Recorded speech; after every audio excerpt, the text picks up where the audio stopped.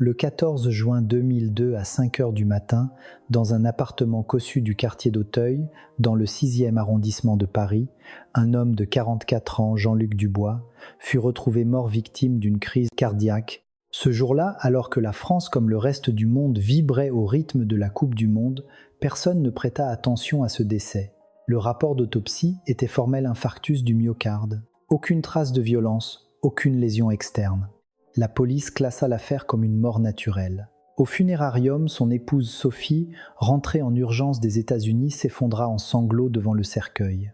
Leur fille de 12 ans, Camille, s'agrippait à la jupe de sa mère, les yeux noyés de larmes. Après 4 jours de funérailles, Sophie Dubois perçut les 2 millions d'euros de l'assurance vie contractée par son mari. Elle vendit également l'appartement parisien, empochant ainsi une somme totale de 3 millions d'euros en liquide. Puis, elle repartit pour les États-Unis avec sa fille. La mort solitaire d'un père expatrié. L'histoire d'un homme qui restait seul en France pour subvenir aux besoins de sa famille, avait succombé à une crise cardiaque, aurait pu n'être qu'un triste fait divers. Cependant, 18 ans plus tard, en 2020, Camille Dubois, désormais âgée de 30 ans, découvrit un vieux caméscope en triant les affaires de son père. Alors qu'elle faisait numériser la cassette, les mains de Camille se mirent à trembler. Il s'agissait d'une vidéo tournée 3 jours avant la mort de son père. On y voyait des scènes banales de souvenirs de vacances en famille. Mais une fois la vidéo terminée, l'enregistrement audio continuait. Sur l'écran noir, on entendait les voix de 2 personnes. L'une d'elles était sans aucun doute celle de sa mère Sophie. Mais qui était l'autre? Camille remit l'enregistrement à la police et 18 ans après l'enquête fut rouverte. La police scientifique analysa la conversation enregistrée sur la cassette. Et c'est là qu'ils découvrirent les fragments d'une terrible vérité. Que s'était-il réellement passé cette nuit de 2002 dans cet appartement du 16e arrondissement? Cette mort classée comme crise cardiaque était-elle vraiment naturelle? Pourquoi la femme partie aux États-Unis n'était-elle jamais revenue en France en 18 ans? Et à qui appartenait la voix masculine inconnue sur la cassette du caméscope? Aujourd'hui, nous allons lever le voile sur la vérité choquante qui se cache derrière la mort de ce père. Expatrié. Avant de commencer notre récit un instant, si vous vous abonnez et aimez cette vidéo, cela nous aidera énormément à vous raconter d'autres histoires. Et n'oubliez pas de nous dire dans les commentaires depuis quelle région vous nous écoutez. Nous serons ravis de saluer chacun d'entre vous. Le 14 juin 2002 à 6 heures du matin, M. Bernard, le voisin de l'étage supérieur, remarqua quelque chose d'inhabituel en se préparant pour aller travailler. L'isolation phonique de cet ancien immeuble haussmannien étant médiocre, il entendait chaque matin à 7 heures précises la porte d'entrée de son voisin s'ouvrir et se fermer. Mais ce jour-là, le silence était total. Jean-Luc Dubois était un homme de routine. Il se levait tous les jours à 5 heures pour partir au travail à 6h30. Monsieur Bernard s'était habitué à ce bruit qui lui servait d'horloge. Pourquoi est-ce si calme aujourd'hui? Inquiet, Monsieur Bernard descendit à l'étage inférieur. Il sonna à la porte, mais n'obtint aucune réponse. Il insista 2-3 fois. À ce moment-là, le concierge de l'immeuble passait dans le couloir. « Excusez-moi. » Le résident du 4B ne répond pas, pourriez-vous vérifier si tout va bien? Le concierge utilisa l'interphone et frappa à la porte à plusieurs reprises, mais aucun signe de vie. La police et les pompiers furent alertés. En arrivant sur les lieux, les secouristes ouvrirent la porte et restèrent figés. Dans le salon, Jean-Luc Dubois était affalé sur le canapé, la tête renversée en arrière. Il était déjà décédé. L'heure du décès fut estimée entre 4 et 5 heures du matin. Les enquêteurs du commissariat du 16e arrondissement arrivèrent sur place. L'inspecteur en charge de l'enquête, Antoine Lefebvre, examina la scène avec minutie. Aucune lésion externe, aucune trace d'effraction. La porte était verrouillée de l'intérieur et toutes les fenêtres étaient fermées. Sur la table basse du salon, une bouteille de whisky et un verre vide. On dirait qu'il s'est effondré après avoir bu un verre seul, dit l'inspecteur Lefebvre à son collègue. L'autopsie commença. Elle fut pratiquée par le docteur Alain Fournier de l'Institut médico-légal de Paris. Les résultats étaient sans équivoque infarctus du myocarde. L'une de ses artères coronaires était obstruée, interrompant l'afflux sanguin vers le muscle cardiaque. En rédigeant son rapport, le docteur Fournier hocha la tête. Un homme d'une 40aine d'années, le surmenage, le stress et une consommation d'alcool, c'est une cause de décès tout à fait plausible. Des analyses toxicologiques furent également menées. À l'époque, les laboratoires pouvaient détecter les poisons courants comme le cyanure, l'arsenic ou les pesticides. Les résultats furent tous négatifs. Son taux d'alcoolémie était de 0,8 g par litre, indiquant une légère ivresse mais pas un coma éthylique. L'inspecteur Lefebvre commença à interroger l'entourage de Jean-Luc Dubois. La première personne contactée fut son épouse Sophie. Résidant à Los Angeles, elle poussa un cri au téléphone en apprenant la nouvelle. « Quoi, mon mari est mort, ce n'est pas possible !» Sophie prit le premier avion. Elle n'arriva à l'aéroport de Roissy-Charles de Gaulle que 2 jours plus tard. L'inspecteur Lefebvre la rencontra sur place. « Quand avez-vous parlé à votre mari pour la dernière fois, il y a 3 jours ? Nous avons parlé de l'école de Camille. » Dans quel état d'esprit était-il ? Comme d'habitude. Il disait qu'il était fatigué, mais il ne s'est pas plaint d'être malade, répondit Sophie en essuyant ses larmes. L'inspecteur Lefebvre vérifia les registres d'immigration de Sophie. Elle avait quitté la France avec sa fille Camille en septembre 2001. Depuis, il n'y avait aucune trace de son retour sur le territoire français. Son alibi était parfait. À l'aube du 14 juin, au moment du décès de son mari, Sophie se trouvait à Los Angeles. Un vol de plus de 12 heures les séparait. L'inspecteur Lefebvre interrogea également les collègues de Jean-Luc Dubois. Jean-Luc était quelqu'un de très consciencieux. Même lors des pots d'entreprise, je ne l'ai jamais vu boire excessivement. Était-il particulièrement stressé ces derniers temps ? Eh bien, sa famille lui manquait, c'est certain, mais il ne montrait aucun signe de détresse particulier. Son supérieur hiérarchique fit un témoignage similaire. Jean-Luc Dubois était un employé modèle. Il n'a jamais manqué un seul de ses bilans de santé. L'inspecteur Lefebvre examina le dossier médical de Jean-Luc. Le bilan le plus récent datait de mars 2002. Les résultats étaient normaux. Tension artérielle normale, taux de cholestérol dans la norme. Alors pourquoi une crise cardiaque si soudaine ? L'inspecteur Lefebvre était perplexe, mais il n'avait aucune preuve médicale pour étayer ses doutes. Le rapport d'autopsie indiquait un infarctus et aucune substance toxique n'avait été détectée. L'enquête sur les lieux se poursuivit. L'inspecteur Lefebvre se rendit à la loge du concierge. Entre la nuit du 13 et l'aube du 14 juin, quelqu'un est-il entré ou sorti du 4B ? Le concierge Pierre secoua la tête. Non, Monsieur Dubois est rentré du travail vers 22 heures et personne n'est venu après lui. N'y a-t-il pas de caméra de surveillance ? Notre immeuble est ancien, nous n'en avons pas encore installé.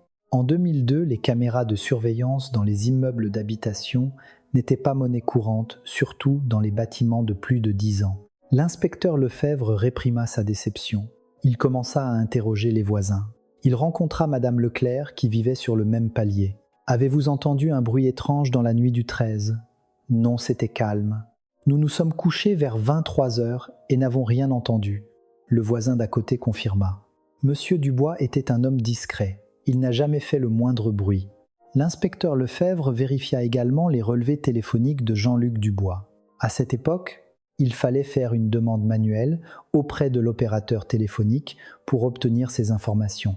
4 jours plus tard, le document arriva. Le dernier appel de Jean-Luc datait du 13 juin à 21 heures. Il avait appelé sa femme Sophie.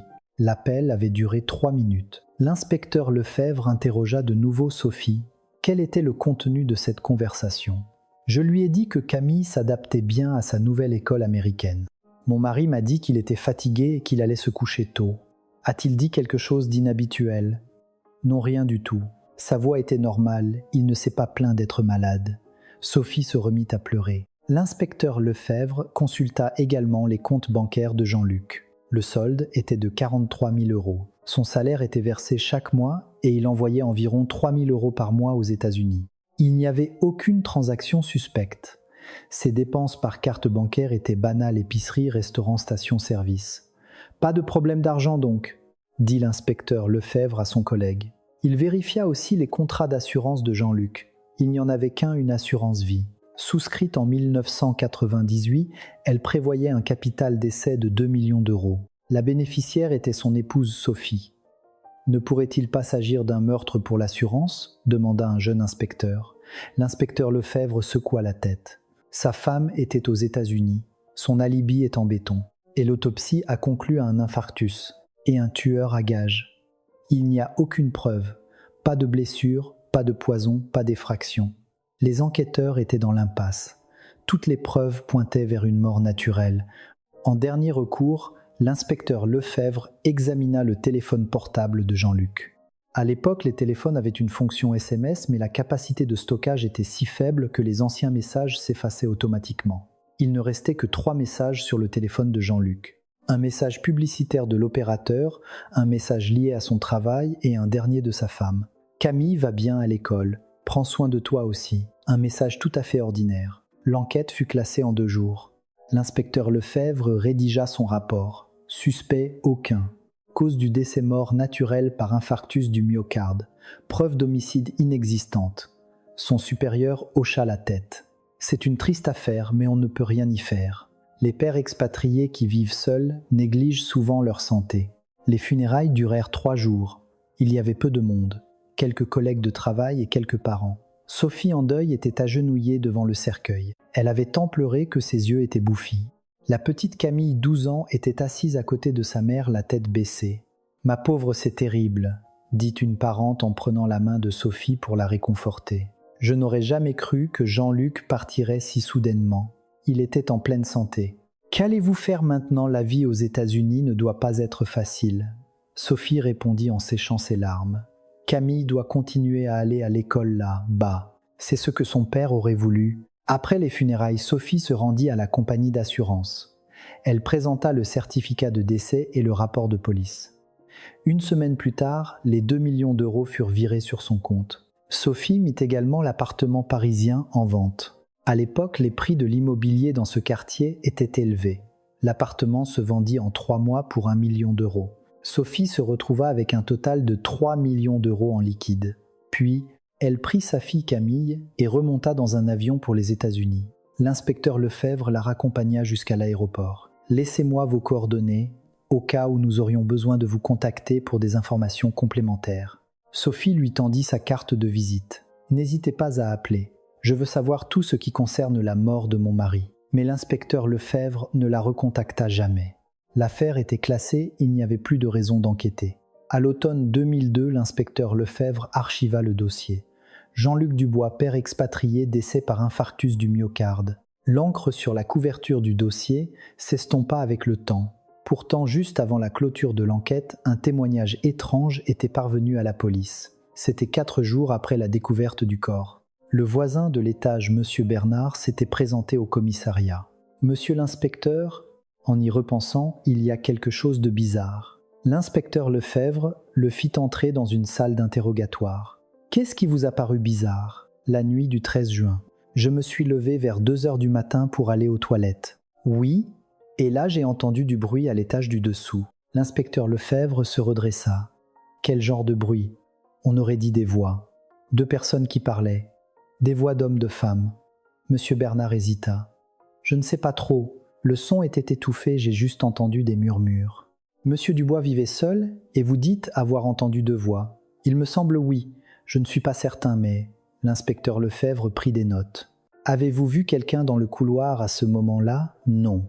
Je suis retourné me coucher juste après. Avez-vous demandé aux autres voisins? Non, je me suis dit que j'avais peu être mal entendu. L'inspecteur Lefebvre retourna à l'immeuble pour interroger les autres résidents. Mais personne n'avait entendu de bruit suspect à 2 heures du matin. Le concierge Pierre affirma également que personne n'était entré ou sorti à cette heure-là. Monsieur Bernard a peu être rêvé, conclut l'inspecteur Lefebvre. Il n'y avait aucune preuve tangible, aucun autre témoin. L'autopsie concluait à une mort naturelle et il n'y avait eu aucune effraction. Et même si quelqu'un était venu lui rendre visite, cela ne prouvait pas qu'il y avait eu un meurtre. L'inspecteur Lefebvre consigna le témoignage de M. Bernard dans le dossier, mais ne poursuivit pas cette piste. L'affaire tomba ainsi complètement dans l'oubli. La mort de Jean-Luc Dubois fut simplement retenue comme la tragédie d'un père expatrié. Sophie partie aux États-Unis ne remit jamais les pieds en France. Sa fille Camille termina ses études aux États-Unis et entra à l'université. Les années passèrent et la vérité de cette nuit de 2002 resta enfouie dans l'obscurité.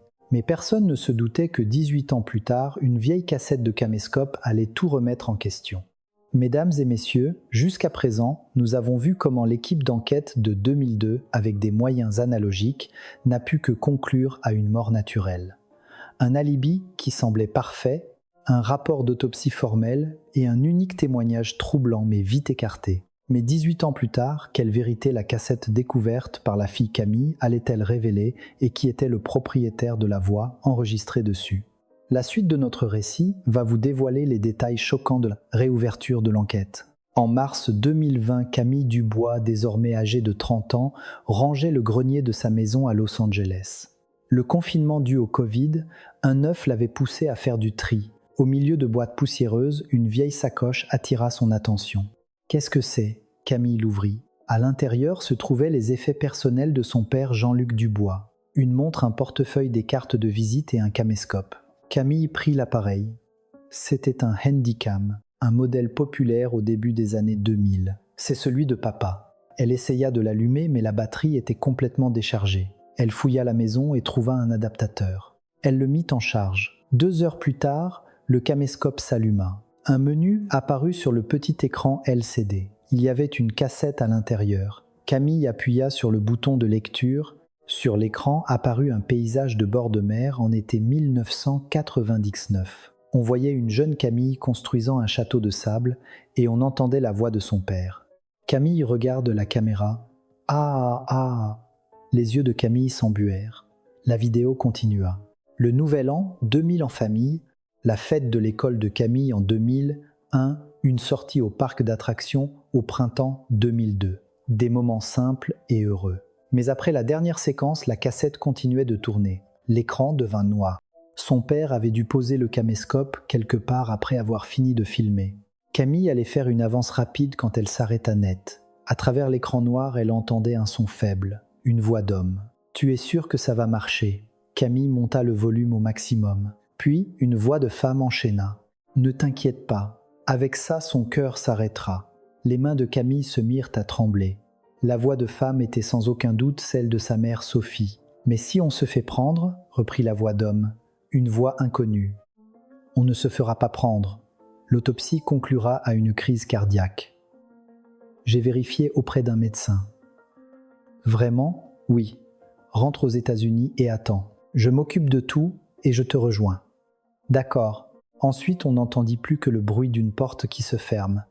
Camille faillit laisser tomber le caméscope. « Qu'est-ce que ça veut dire ?» Camille rembobina la cassette et réécouta depuis le début, puis elle vérifia la date, 11 juin 2002, 3 jours avant la mort de son père. Camille alla immédiatement trouver sa mère. Sophie était assise dans le salon en train de regarder la télévision. « Maman, regarde ça !» Camille lui tendit le caméscope. Sophie regarda l'écran et son visage se figea. « Qu'est-ce que c'est ? Les affaires de papa. » Mais il y a un enregistrement à la fin. Camille appuya sur lecture. La conversation se fit entendre à travers l'écran noir. Avec ça, son cœur s'arrêtera. Le visage de Sophie devint livide. « Ce n'est pas... »« Maman, c'est bien ta voix, n'est-ce pas ? Non, c'est un malentendu ?» cria Sophie. Camille recula d'un pas. « Alors qui est cet homme ? Pourquoi tu as cette conversation avec lui ? Camille, écoute ta mère. Je vais appeler la police. » Camille prit le caméscope, courut dans sa chambre et ferma la porte à clé. Ses mains tremblaient toujours, mais elle devait garder son sang-froid. Elle alluma son ordinateur portable et chercha le site de la police nationale française. Elle trouva comment porter plainte depuis l'étranger. Le lendemain, par l'intermédiaire de l'ambassade de France, Camille déposa une plainte auprès du commissariat du 16e arrondissement de Paris. « Je demande la réouverture de l'enquête sur le décès de mon père Jean-Luc Dubois en 2002. J'ai découvert une nouvelle preuve. » Avec sa plainte, elle envoya la cassette originale du caméscope par courrier express international. 2 jours plus tard, la plainte arriva à la brigade criminelle du 16e arrondissement. La capitaine Hélène Martel, chef de l'unité, examina le dossier. Une affaire de 2002, il y a 18 ans. La capitaine Martel alla chercher le dossier aux archives. En ouvrant le classeur poussiéreux, elle tomba sur le rapport de l'ancien inspecteur Lefebvre. Infarctus du myocarde, classé comme mort naturelle. Aucune preuve d'homicide. La capitaine Martel fronça les sourcils. Mais alors pourquoi la fille demande-t-elle une réouverture ? C'est à ce moment-là que la cassette arriva. La capitaine Martel la confia à l'unité d'analyse des preuves. « Numérisez-moi ça. Et faites une analyse vocale. » 4 jours plus tard, les résultats étaient là. La capitaine Martel réunit son équipe en salle de réunion. Un graphique d'ondes sonores s'afficha à l'écran. Écoutez cette conversation. La voix de l'enregistrement emplit la pièce. Avec ça, son cœur s'arrêtera. Mais si on se fait prendre, on ne se fera pas prendre. L'autopsie conclura à une crise cardiaque. Le silence se fit dans la salle. Un technicien de l'analyse expliqua « La voix féminine est très probablement celle de l'épouse de la victime Sophie Dubois. La voix masculine n'a pas été identifiée. » Et la clarté de l'enregistrement. Il y a un bruit de fond, mais la conversation est clairement audible. Elle est recevable comme preuve devant un tribunal. La capitaine Martel hocha la tête. C'est clairement la planification d'un meurtre, dit un jeune lieutenant. Mais une affaire qui date de 18 ans, qu'en est-il de la prescription ? La capitaine Martel consulta des documents. En 2002, le délai de prescription pour un meurtre était de 15 ans. Mais en 2017, une nouvelle loi a été adoptée allongeant considérablement le délai de prescription pour les crimes. Donc on peut la poursuivre ? Oui, nous pouvons l'inculper pour meurtre. La capitaine Martel constitua immédiatement une équipe pour la réouverture de l'enquête. La première chose à faire était de localiser Sophie Dubois. En vérifiant les registres d'immigration, ils confirmèrent qu'elle n'était jamais revenue en France depuis 2002. Elle résidait toujours à Los Angeles. La capitaine Martel demanda la coopération d'Interpol. Demande de notice rouge pour Sophie Dubois, nationalité française, née en 1968, suspectée de meurtre. Une notice rouge est un mandat d'arrêt international. Elle permet à la police d'un pays membre d'arrêter une personne pour l'extrader. Une semaine plus tard, Interpol répondit « Notice rouge approuvée. Le FBI a été notifié ». L'équipe d'enquête réexamina également le rapport d'autopsie de 2002. Le docteur Alain Fournier, qui l'avait réalisé, était désormais à la retraite. Le docteur Isabelle Renaud, médecin légiste en exercice, fut chargé de la réanalyse. Le rapport de 2002 indique un infarctus du myocarde comme cause du décès, dit-elle en feuilletant le dossier. Et les analyses toxicologiques, demanda la capitaine Martel. Seuls le cyanure, l'arsenic et les pesticides ont été testés. C'était la limite de la technologie de l'époque. Et aujourd'hui, nous pouvons détecter une gamme beaucoup plus large de substances, notamment des médicaments qui peuvent provoquer un arrêt cardiaque. De quels médicaments s'agit-il ? Le docteur Renaud sortit des documents. Une injection excessive de potassium, une surdose d'insuline ou une surdose de médicaments pour le cœur comme la digoxine. Ces substances peuvent faire passer un empoisonnement pour une mort naturelle à l'autopsie. Mais 18 ans après, peut-on encore faire des tests ? Si les restes osseux sont conservés, c'est possible. On peut retrouver des traces de certains médicaments dans les os et les dents. La capitaine Martel se rendit au cimetière où Jean-Luc Dubois était enterré en région parisienne. Avec l'accord de la famille, elle obtint un mandat d'exhumation. Des échantillons osseux furent prélevés et envoyés à la police scientifique. 2 semaines plus tard, les résultats tombèrent. Le docteur Renaud appela la capitaine Martel. « Capitaine, nous avons les résultats. » Alors, une substance inhabituelle a été détectée dans les restes osseux. Laquelle ? De la succinylcholine. C'est un relaxant musculaire. Un produit utilisé en anesthésie. La capitaine Martel prit des notes. Et ça peut provoquer une crise cardiaque. Une surdose paralyse les muscles respiratoires, entraînant la mort par asphyxie ou un arrêt cardiaque. Et à l'autopsie, ça ressemble à un infarctus. Pourquoi ne l'a-t-on pas détecté en 2002 ?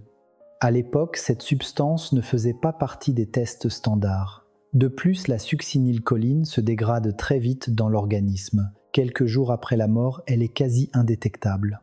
Alors comment l'avez-vous trouvée ? Il en restait des traces infimes dans le tissu osseux. Nous les avons trouvées grâce à nos équipements de pointe. La capitaine Martel serra le poing. Maintenant, nous avons une preuve irréfutable. L'équipe tenta de retrouver les registres d'achat de succinylcholine de l'époque, mais la plupart des documents datant de 18 ans avaient été détruits. Et les dossiers médicaux, ce sont des informations personnelles protégées. Il nous faut un mandat pour y accéder, répondit un membre de l'équipe. La capitaine Martel demanda un mandat au procureur. Demande d'accès au registre de prescription de succinylcholine autour de l'année 2002. Le mandat fut accordé et l'équipe fit le tour des principaux hôpitaux de Paris. Mais aucune prescription au nom de Sophie Dubois ne fut trouvée. Il y a de fortes chances qu'elle l'ait obtenue aux États-Unis. La capitaine Martel demanda l'aide du FBI. Veuillez vérifier les registres d'achat de médicaments de Sophie Dubois autour de l'année 2002.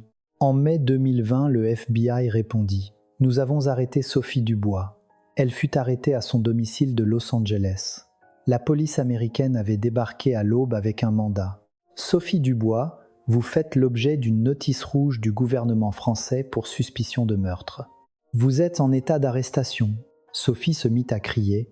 De quoi parlez-vous ? Je n'ai rien fait. On lui passa les menottes et on la fit monter dans une voiture de police. La procédure d'extradition commença. Sophie engagea un avocat américain pour s'opposer à l'extradition, mais sa demande fut rejetée. 1 mois plus tard, Sophie fut extradée vers la France via l'aéroport de Roissy-Charles de Gaulle. La capitaine Martel l'accueillit à sa descente d'avion. « Sophie Dubois, je vous arrête pour le meurtre de votre mari Jean-Luc Dubois. » Sophie secoua la tête. « J'étais aux États-Unis. J'ai un alibi. Nous avons des preuves. Vous avez entendu la cassette du caméscope, n'est-ce pas ?» Le visage de Sophie se décomposa. Elle fut conduite au commissariat du 16e arrondissement pour interrogatoire. La capitaine Martel s'assit en face d'elle. « Le 11 juin 2002, étiez-vous en France ?»« Non. J'étais aux États-Unis. Ce n'est pas ce que disent nos informations.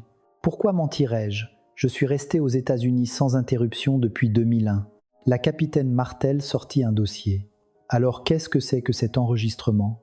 La voix de la cassette résonna dans la pièce. Avec ça, son cœur s'arrêtera. Sophie se mordit la lèvre. « C'est un malentendu. » « Quel malentendu ! Mon mari avait des problèmes cardiaques. Il prenait des médicaments. Ce n'est pas ce que dit son dossier médical. » La capitaine Martel étala les résultats du bilan de santé de Jean-Luc. Mars 2002, résultats cœur en parfaite santé. Tension normale, cholestérol normal. L'examen a dû se tromper. Nous avons aussi vérifié les dossiers de la pharmacie. Votre mari n'a jamais eu de prescription pour des médicaments cardiaques. Sophie ne sut que répondre. La capitaine Martel continua. De la succinylcholine a été retrouvée dans ses restes osseux. Savez-vous ce que c'est ? Non. C'est un anesthésique. Une surdose arrête le cœur. C'est vous qui le lui avez administré, n'est-ce pas ? Non, j'étais aux États-Unis, cria Sophie. La capitaine Martel suspendit l'interrogatoire et la fit placer en détention provisoire. L'équipe d'enquête se mit à la recherche de l'identité de l'homme sur la cassette. Le laboratoire d'analyse vocale de la police scientifique compara la voix à sa base de données, mais aucune correspondance ne fut trouvée. Il est probable que cet homme n'ait pas de casier judiciaire. La capitaine Martel chercha une autre piste. Elle commença à enquêter sur la vie de Sophie aux États-Unis. Grâce à la coopération du FBI, elle obtint ses relevés téléphoniques et bancaires. Autour de l'année 2002, des contacts fréquents avec un homme en particulier apparurent. Son nom, James Laurent. Un franco-américain, profession guide touristique. La capitaine Martel demanda au FBI des informations sur lui. Une photo arriva. La capitaine Martel contacta Camille. « Connaissez-vous cet homme ?» Après avoir vu la photo, Camille répondit. « C'est un homme qui accompagnait souvent ma mère. Elle disait que c'était un guide touristique. » La capitaine Martel en était convaincue. C'est le complice. L'équipe chercha à obtenir un échantillon de la voix de James Laurent. Le FBI le convoqua pour un interrogatoire. L'enregistrement de sa déposition fut transmis à la police française. Le résultat de l'analyse comparative tomba. C'est une correspondance parfaite avec la voix masculine de la cassette. La capitaine Martel demanda une notice rouge d'Interpol pour James Laurent. 2 semaines plus tard, il fut arrêté à son tour. La police américaine l'interpella à l'aéroport international de Los Angeles alors qu'il s'apprêtait à quitter le pays. Vous êtes en état d'arrestation pour complicité de meurtre à la demande du gouvernement français. James Laurent résista, mais en vain. 1 mois plus tard, il fut extradé vers la France. La capitaine Martel les interrogea séparément. Sophie continuait de nier. « Je n'ai rien fait.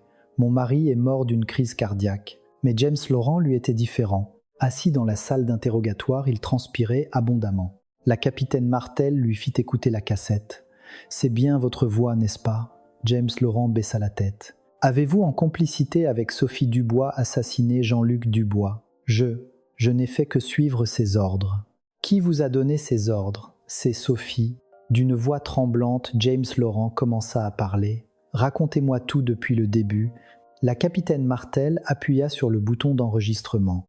James Laurent prit une profonde inspiration et commença son récit. « J'ai rencontré Sophie en 2000.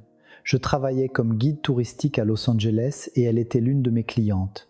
Et ensuite, au début nous étions juste amis, mais nous nous sommes rapprochés et... » James Laurent laissa sa phrase en suspens. « Vous êtes devenus amants ? » ?»« Oui. Alors que Sophie était mariée, je le savais. Elle m'avait dit que son mari était en France. » La capitaine Martel prenait des notes. « C'est là que vous avez planifié le meurtre. » C'est Sophie qui en a parlé la première. Elle m'a dit que son mari avait une grosse assurance vie, que s'il mourait, nous pourrions vivre heureux ensemble. Et vous avez accepté ? James Laurent hocha la tête. J'ai demandé à un ami qui travaille dans un hôpital de me procurer le médicament, la succinylcholine. Comment l'avez-vous utilisé ? La nuit du 13 juin 2002, Sophie est allée en France. Mais elle n'apparaît pas sur les registres d'immigration. Elle a utilisé un faux passeport. Un ami à moi le lui a fabriqué. La capitaine Martel ne put cacher sa surprise. Et donc, Sophie est allée chez son mari et a mis le médicament dans son verre, dans son whisky.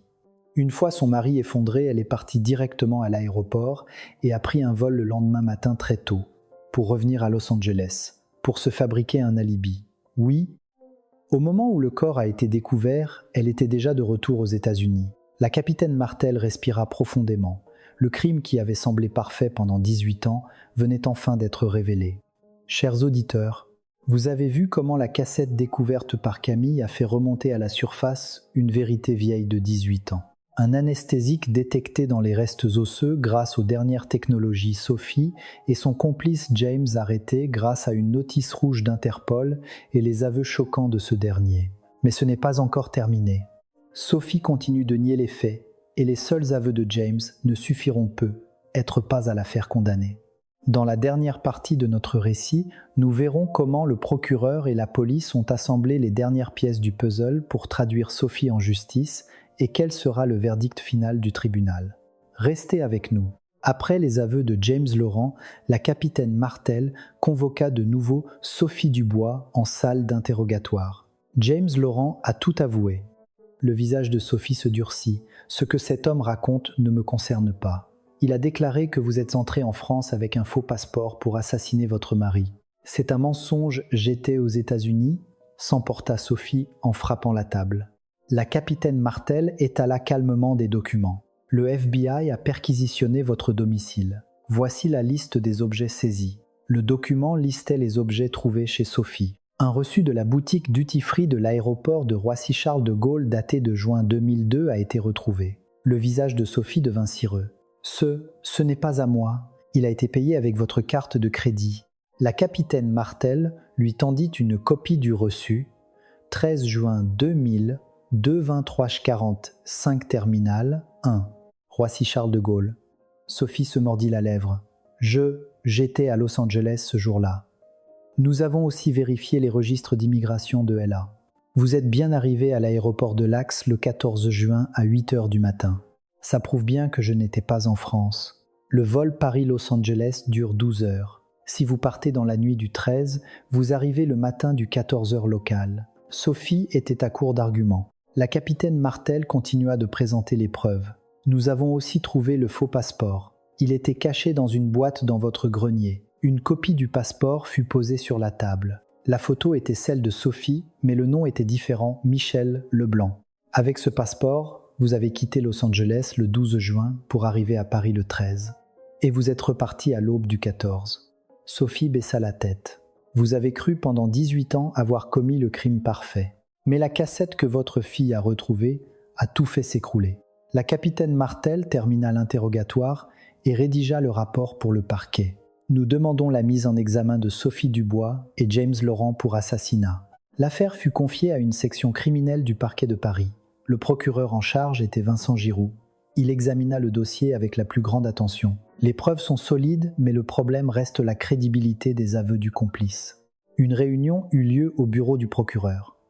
Les seuls aveux de James ne suffiront pas. Que se passera-t-il si Sophie nie tout au procès? Il nous faut plus de preuves matérielles. Le procureur Giroux ordonna un complément d'enquête.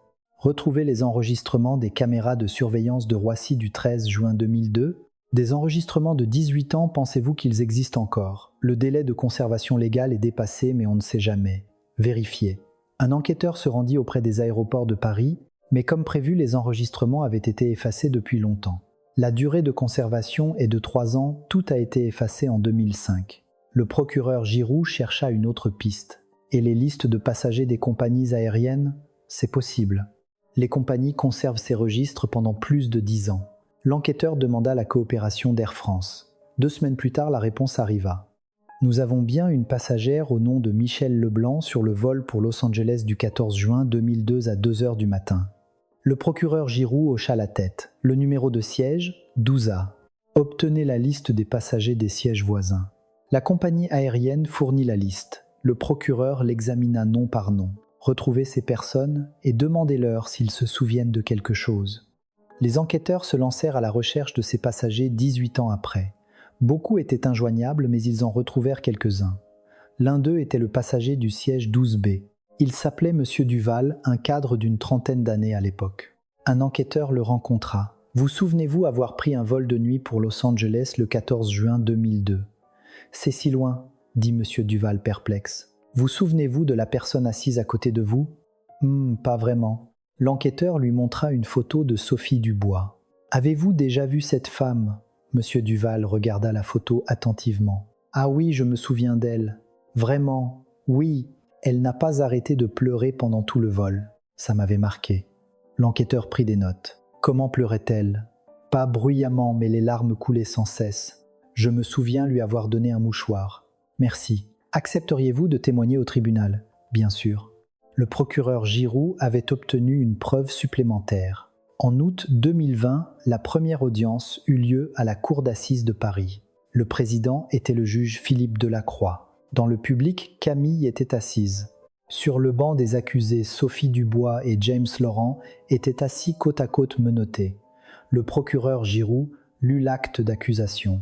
L'accusée Sophie Dubois, en complicité avec James Laurent, a le 13 juin 2002 administré de la succinylcholine à la victime Jean-Luc Dubois, entraînant sa mort. L'avocat de Sophie rétorqua « Ma cliente se trouvait aux États-Unis au moment des faits et n'a aucun lien avec ce crime. » Le juge Delacroix commença l'examen des preuves. La première preuve était la cassette du caméscope. Le son fut diffusé dans la salle d'audience. Avec ça, son cœur s'arrêtera. Mais si on se fait prendre, on ne se fera pas prendre. L'autopsie conclura à une crise cardiaque. Des murmures parcoururent le public. Le juge Delacroix s'adressa à Sophie. « Est-ce bien votre voix, madame l'accusée ?» Sophie secoua la tête. « La voix peut paraître similaire, mais ce n'est pas la mienne. » Le procureur Giroux intervint. L'analyse vocale de la police scientifique conclut à une correspondance de 98% avec la voix de l'accusé. Une analyse vocale n'est jamais fiable à 100%, lança l'avocat de Sophie. Le juge passa à la preuve suivante. Présenter les résultats de l'analyse des restes osseux. Le procureur soumit le rapport de la police scientifique. De la succinylcholine a été détectée. C'est un anesthésique qui provoque un arrêt cardiaque. Le juge examina le rapport. La défense, l'avocat de Sophie sortit un document. La succinylcholine est un médicament couramment utilisé en milieu hospitalier. La victime a pu subir une opération par le passé. La victime n'a jamais été opérée, rétorqua immédiatement le procureur. Nous avons vérifié son dossier médical, il n'a jamais été hospitalisé ni opéré de sa vie. L'avocat ne sut que répondre. James Laurent fut appelé à la barre des témoins. Le procureur commença son interrogatoire. Quelle était votre relation avec l'accusée Sophie Dubois ? Nous étions amants. Depuis quand ? Depuis 2000. Qui a planifié le crime ? C'est Sophie qui l'a proposé la première. James témoignait calmement. Elle a dit qu'on tuerait son mari pour toucher l'assurance. J'étais aveuglé par l'amour, j'ai accepté. Sophie secoua la tête et cria « C'est un mensonge, je n'ai jamais dit ça ». Le juge la rappela à l'ordre. « Madame l'accusée, silence ». Le procureur continua. « Où avez-vous obtenu la succinylcholine ? Un de mes amis travaille dans un hôpital. Je lui ai demandé de m'en procurer. Avez-vous donné ce médicament à Sophie Dubois ? Oui, début juin 2002, quand nous nous sommes vus à Los Angeles. Qu'a-t-elle dit ? Elle m'a remercié. Et elle a dit qu'elle allait bientôt faire un aller-retour en France. » Après son témoignage, l'avocat de Sophie commença son contre-interrogatoire. « N'êtes-vous pas en train de mentir pour alléger votre propre peine ? » « Non, je dis la vérité. Avez-vous des preuves ? Les relevés téléphoniques et les SMS que nous nous sommes échangés avec Sophie à l'époque. » Le procureur soumit une nouvelle preuve. Un relevé de SMS de juin 2002. « J'y vais demain. Attends-moi. » Un message envoyé par Sophie à James. La date 12 juin. Le public frémit. Le juge appela le témoin suivant. Monsieur Duval à la barre. Monsieur Duval s'avança. Le procureur l'interrogea. « Vous avez bien pris un vol de nuit pour Los Angeles le 14 juin 2002 ? » « Oui. »« Vous souvenez-vous de la passagère à côté de vous ?»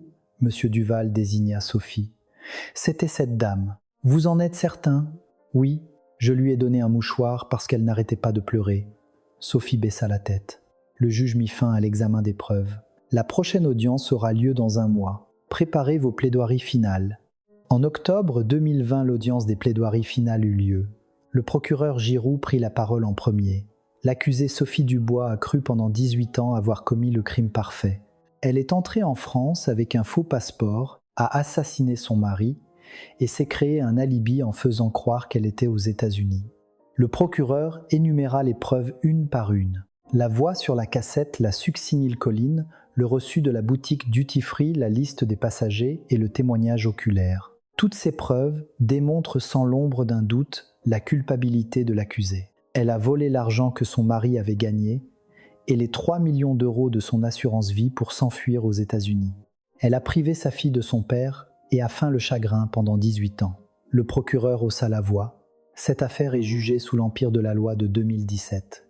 Le délai de prescription pour l'assassinat ayant été allongé, nous pouvons la juger même 18 ans après les faits. Je demande à la Cour de condamner l'accusé à la peine la plus lourde prévue par la loi. Le procureur se rassit. L'avocat de Sophie se leva. Ma cliente aimait son mari. Si elle est partie aux États-Unis, c'était pour l'éducation de sa fille. Les aveux de James Laurent sont un mensonge destiné à réduire sa propre peine. L'analyse vocale n'est pas une preuve absolue, mais la voix de l'avocat manquait de conviction. Les preuves étaient trop accablantes. Le juge donna à l'accusé l'occasion de s'exprimer une dernière fois. « Accusée Sophie Dubois, avez-vous quelque chose à dire ?» Sophie se leva lentement. Des larmes perlaient au coin de ses yeux. « Je suis vraiment… » Sophie ne put finir sa phrase. Camille se leva dans le public et cria « Maman, arrête, demande pardon à papa !» Sophie regarda sa fille. « Je sais tout maintenant que tu as tué papa. Tu as vécu dans le mensonge pendant 18 ans. » Sophie s'effondra sur son banc. « Je suis désolée, tellement désolée. » Le juge se retira. 1 mois plus tard, le verdict fut rendu. Le 20 novembre 2020, une tension palpable régnait dans la salle d'audience. Le juge Philippe Delacroix commença la lecture du jugement. L'accusée Sophie Dubois, en complicité avec James Laurent, a assassiné son mari Jean-Luc Dubois. Le mobile du crime était l'appropriation de l'argent de l'assurance et des biens, et le crime était prémédité et d'une grande cruauté. L'accusé a utilisé un faux passeport pour entrer en France et a administré de la succinylcholine à son mari pour provoquer un arrêt cardiaque. Après son crime, elle s'est enfuie aux États-Unis où elle a mené une vie luxueuse pendant 18 ans sans montrer le moindre remords. Le juge marqua une pause avant de prononcer la sentence. La Cour condamne l'accusée Sophie Dubois à 30 ans de réclusion criminelle. La Cour condamne l'accusé James Laurent à 20 ans de réclusion criminelle. Les 3 millions d'euros obtenus par le crime sont confisqués. Les accusés sont condamnés à verser des dommages et intérêts aux parties civiles. Le coup de marteau retentit. Sophie s'effondra. James gardait la tête baissée. Camille dans le public pleurait en silence. À sa sortie du tribunal, Camille fut assaillie par les journalistes. « Quel est votre sentiment aujourd'hui ?» Camille prit une profonde inspiration et dit « 18 ans après la mort injuste de mon père, la vérité a enfin éclaté. Je veux aller sur sa tombe pour lui annoncer la nouvelle. Pouvez-vous pardonner à votre mère ? Le pardon prendra du temps. Pour l'instant, je suis reconnaissante que l'honneur de mon père soit restauré. » Camille quitta le tribunal. La capitaine Martel retourna à son bureau et classa le dossier. « Une affaire vieille de 18 ans enfin résolue, » dit un de ses lieutenants. « Une seule cassette de caméscope a tout changé, » répondit la capitaine en rangeant le dossier. « Un crime aussi parfait soit-il finit toujours par être découvert. C'est juste une question de temps. » Ce soir-là, Camille se rendit sur la tombe de son père. Elle s'agenouilla et déposa des fleurs. « Papa repose en paix maintenant. La vérité a éclaté. » Le vent soufflait dans les arbres. Camille resta assise là un long moment. 18 ans après, elle pouvait enfin dire un adieu sincère à son père. Le 14 juin 2002, dans un appartement du 6e arrondissement Jean-Luc Dubois, un père expatrié était retrouvé mort. Son décès n'était pas une mort naturelle. C'était une tragédie née de l'avidité de la personne la plus proche de lui. Mais le courage d'une fille et les progrès de la science ont permis de faire éclater la vérité 18 ans plus tard. Sophie Dubois purge une peine de 30 ans de prison. James Laurent, une peine de 20 ans. Ils ne reverront jamais la liberté. Camille a fait don de tout l'argent de l'assurance de son père. Je vais créer une fondation au nom de mon père. Je souhaite que cet argent serve à aider les familles d'expatriés. La Fondation Jean-Luc Dubois accorde chaque année des bourses à 10 étudiants. C'était le dernier cadeau d'une fille pour que le sacrifice de son père ne soit pas vain. Après le classement de l'affaire, la capitaine Martel rendit visite à l'inspecteur Lefebvre, désormais à la retraite. « Inspecteur, vous souvenez-vous de l'affaire Jean-Luc Dubois en 2002 ?» L'ancien inspecteur hocha la tête. « Bien sûr, une affaire classée comme mort naturelle. C'était un assassinat. Sa femme et son amant étaient complices. » L'inspecteur Lefebvre parut stupéfait. À l'époque, le voisin M. Bernard avait dit avoir entendu 2 voix. C'était donc vrai. Oui. Cette nuit-là, Sophie Dubois était en France. L'ancien inspecteur soupira. Nous sommes passés à côté. Avec la technologie de l'époque, c'était difficile. Pas de caméra, pas d'analyse toxicologique poussée. N'empêche, je me sens coupable vice de la victime. La capitaine Martel posa une main sur son épaule. C'est grâce à vos dossiers bien tenus que nous avons pu rouvrir l'enquête. C'est grâce à vous que la vérité a éclaté. Les 2 policiers burent leur café en silence. 18 ans avaient passé, mais la justice avait fini par triompher. Jean-Luc Dubois pouvait enfin reposer en paix. Et sa fille Camille restera dans les mémoires comme celle qui, par son courage, a fait éclater la vérité sur la mort de son père.